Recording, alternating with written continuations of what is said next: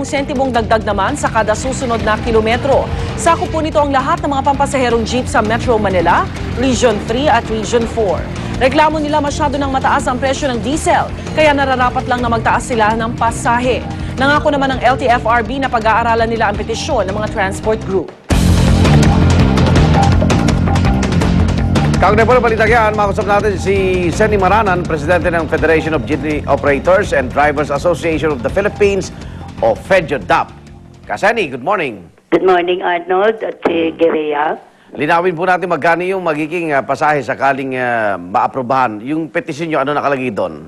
Ang nakalagay sa petisyon namin, Arnold, magdadagdag kami ng piso sa 4 na kilometro. Okay. Yung 7 pesos natin ay magiging 8 pesos ito.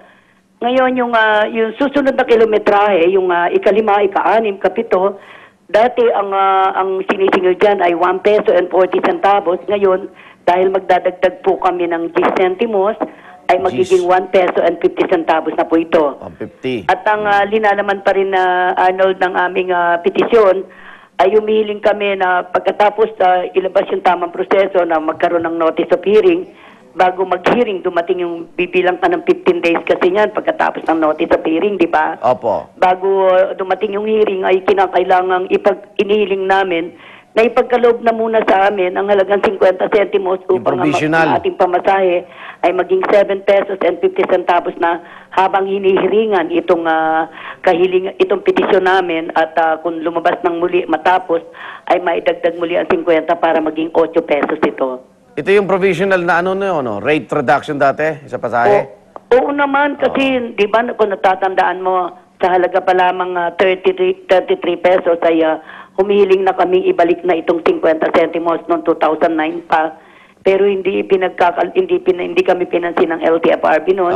Pinagpatuloy nila, nagpasensya kami. Pero sa ngayon, na lumakpas na tayo sa tinatawag nating benchmark, ay hindi na namin talaga kaya. Hindi na kaya? Hindi na talaga kaya, Arnold, kasi gusto kong malaman ng ating mga mananakay at mga kababayan, hindi lang naman yung krudo ang aming tinitignan dito sa pagtataas namin ng aming pasahe, kundi tumaas na rin ang halaga ng mga spare parts na binibili namin. Mga pyesa. Oo, yung mga langis, lalo na yan, alam mo naman, every month nag-change oil ang isang PUJ, ang isang sasakyan ng public utility ay nagpapalit ng langis upang gumanda ang takbo ng aming makina.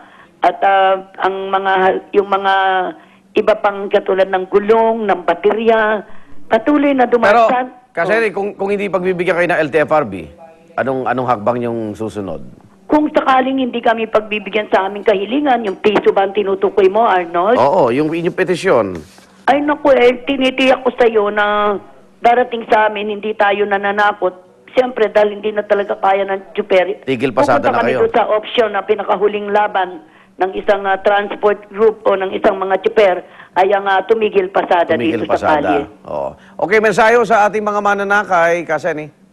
Ang aming mensahe po sa mga mananakay, humingi po kami ng paumanhin. Bagamat ngayon namin ito ipinail, kung iisipin ninyo bakit kung kailan magpapasko pa. Pero wag po kayong mag-alala pagkat itong pagdating ng Pasko na ito ay hindi pa rin naman po darating yung sinasabing pagtaas pagkat ihiringan pa ito. Maring umabot po ito ng 1, 2, hanggang 3 buwan bago po may pagkaloob. Kaya nga po sa amin, kung lumabas na po yung notice of hearing, ngayon humihiling kami na idagdag na muna yung 50 centimos upang itong mga super naman na nagseservisyo sa inyo ay makapagmaneho at makaagapay pagkat ang inuuwi po talaga lalo na ang biyaheng 4 na kilometro o 3 kilometrong ruta ay ang kinikita lang po ng isang super ay 200 hanggang 250 sa kasalukuyan. Opo. Eh, wala na sa minimum yun. At kung iintindihin na, Arnold, ang mga labor sector, yung mga nagtatrabaho, di ba, sila ay noon ang kanilang sweldo ay 275 lamang. Noong 2005, ngayon 2010 ay 400 plus na. Kami naman, ang ibigay yung halagang 2 piso ay 2005. Ngayon ay 2010 na, ang hinihiling lang namin ay piso. Ang mahirap dito ay sana maunawaan kami ng ating mga mananakay. Opo. Pagkat talaga namang ang crudo ay oil deregulated, kami regulated. Ang aming pamasahe regulated. Sa kanila, kung gusto nila magtaas, walang pipigil. pagkat oil deregulated. Samantalang ang amin ay kinakailangang mag-hearing pa sa LTFRB kung ipagkakaloob o bibigyan kami ng tsansa na makapagtaas pasahe. Okay, May Nay. pagkakaiba po yan, Arnold, at sa ating mga mananakay, sana po ay maunawaan niyo po kami at dahil kung talagang gusto po namin kayong pahirapan, kung natatandaan po ninyo na September, tumaas po ang presyo ng crudo, umabot ng 35. Nag-file kami na increase of fare, itong piso ring ito. Pero nang ibaba po ng oil companies, talagang 34, ibinalik po ito na inalisan ng piso, i-withdraw po namin ang aming petisyon. Upang Okay. wag mahirapan ang ating mga mananakay. Kaya sana po ay maunawaan niyo po kami. Talagang hindi na po kaya. Pagkat ang halaga po ng crudo ngayon ay 37 Okay. pesos and Opo. 50 centavos at tataas pa raw po ito. Balita namin sa mga oil companies. Ayan, labis na po yung inyong panawagan sa kanila, Nay Seni. Ingat po kayo. Good morning Okay, salamat Arnold at sa mga nanonood sa inyong istasyon sa unang hirit. Good po. morning. Seni Maranan po, Presidente ng FEDYODAP. Petisyon para sa 11% dagdag sigil sa toll sa North Luzon Expressway. Posibleng desisyonan ng Toll Regulatory Board sa mga susunod na araw. Naritong report ni Sirian Aguho. Kung may nagbabadya sa South Luzon Expressway, may nakaambaring dagdag gasto sa mga dumadaan sa North Luzon Expressway. Ito'y kung aaprubahan ng Toll Regulatory Board ang 11% toll hike petition ng Manila North Tollways Corporation. Base sa Consumer Price Index o sa pagtaas ng mga presyo, nitong nakaraang 2 taon, kasi every 2 years nga kami, nakita namin na kailangan namang itaas namin ng konti. Sa panukala, tataas sa 41 pesos mula sa dating 36 pesos ang babayaran ng Class 1 vehicles mula Balintawak hanggang Marilao exit simula January 1. Ang Class 2 naman, tataas sa 102 pesos mula sa dating 91 pesos.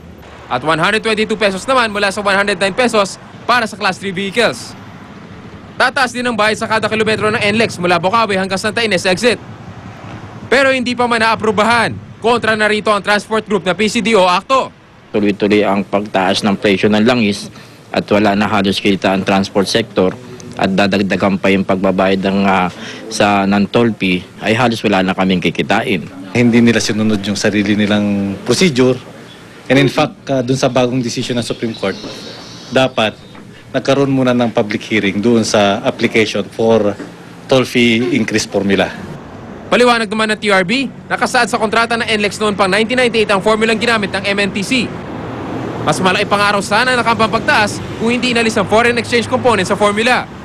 Kung ginamit po natin yung lumang formula of 1998, alinsunod sa kasunduan, yung pong hinihiling nilang 11% ngayon ay malamang magiging 14% pa. Magkakaiba naman ang reaksyon ng mga bumabiyahe sa NLEX. Wala na kami kinikita eh. Puro la, taas diesel, taas sa toll gate. Paano na kami? Wala, hindi naman kami epektado dun eh. Kasi sa operator naman yan eh. So okay lang sa inyo? Okay lang. Huwag natasan. Para hindi tumaas yung pamasahe rin. Nakatakdang maglabas ng desisyon ng TRB tungkol sa dagdag singil sa toll sa mga susunod na araw. Para sa unang balita, Sirian Aguho reporting. 14 na sugatan matapos araruhin ng isang truck ang 17 sasakyan sa South Luzon Expressway. Ang report mula kay Sherry Ann Torres. Kuhang-kuha sa videong ito ang pag-araro ng 10-wheeler sa mga sasakyang nakahinto sa gitna ng traffic. Animoy mga laruang niragasa ng truck na may kargang 500 sakong bigas ang mas maliliit na sasakyan sa bahagi ng South Luzon Expressway sa San Pedro, Laguna. 17 sasakyan ang sapul, 12 sa mga ito halos madurog. Sa tindi ng pinsala, 14 ang sugatan. Ayon sa South Luzon Tollways Corporation o SLTC, 2 raw sa mga ito nasa kritikal na lagay. Ang Toyota Vios na ito agad ding umusok matapos makaladkad ng truck. Kaya ang 2 sakay nito, hilumaan, mabilis na sinipa ang yuping pinto at tumakbo palabas. Hindi man nasa likuran namin, naka-stop na rin. Kaya yung siguro, pang ilang sasakyan yun, biglang may truck na tulin. Full stop na kami, siguro spin niya. Pag titignan mo, mga 70 siguro. Medyo masakit yung katawan namin pero okay. Inaalala namin yung mga nagskirasya. Kasi ito, Yung iba, yung nasa bad, dinala sa ospital. Kasunod ng karambola, agad hinanap ng SLTC patrol team ang driver at 2 pahinante ng truck na nakunan sa videong ito na tumalon at tumakbo palayo. Mahigit 1 oras matapos ang aksidente, lumutang ang 2 pahinante. Paliwanag nila, nagtungo lang daw sa kanilang opisina sa Maynila ang driver nilang si Jose Sapo para i-report ang nangyari. Siyempre, andyan naman ang kumpanya, sila na pong bahala dyan. Hindi naman po namin gusto yung ganong pangyayari, kahit sino naman po ayaw naman ng ganong aksidente. Giit ng 2, mabagal lang daw ang takbo nila ng madisgrasya. Bigla lang daw silang nawalan ng preno. Pero hindi raw ganyan ang nasaksihan ni SLTC President Isaac David na napanood ang video ng aksidente sa giant monitor ng SLTC Operations Center. Itong truck, ang bilis ng dating niya. Hindi namin alam kung bakit ang bilis niya. Bigla na lang siyang lumitaw sa camera. And then, kitang-kita ko, talagang sinagasaan niya yung mga vehicles na parang papel lang eh. Para sa unang balita, Sharian Torres reporting. 27 pasahero patay sa paglubog ng isang bangka sa Australia. Mga acrobat nagtanghal sa harap ni Pope Benedict XVI sa Vatican. Huwag pa huli, tutok lang sa unang balita.